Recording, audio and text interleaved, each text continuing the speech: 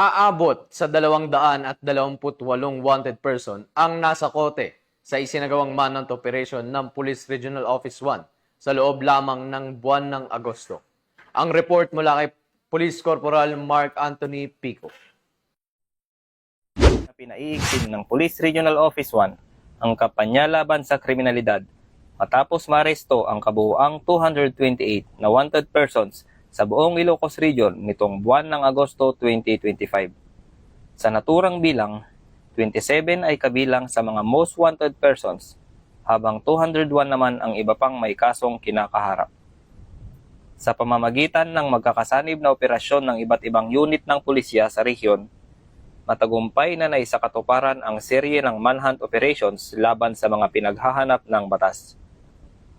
Ayon kay Police Brigadier General Dindo R. Reyes, Regional Director ng PRO-1, patunay ang mga pagkakaaresto na walang makapagtatago sa kamay ng hustisya.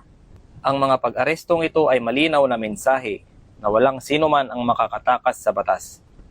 Ang walang humpay nating pagsusumikap na tugisin ang mga wanted persons ay bahagi ng ating tungkulin na protektahan ang komunidad, maghatid ng hustisya at panatilihin ang kapayapaan at kaayusan ng Region 1.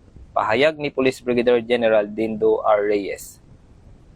Tiniyak ng Police Regional Office 1 na magpapatuloy ang kanilang mahigpit na operasyon laban sa mga kriminal upang matiyak ang kaligtasan at kapayapaan ng buong rehiyon, sapagkat ang kapulisan ng Region 1 ay maaasahan, malalapitan at mapagkakatiwalaan.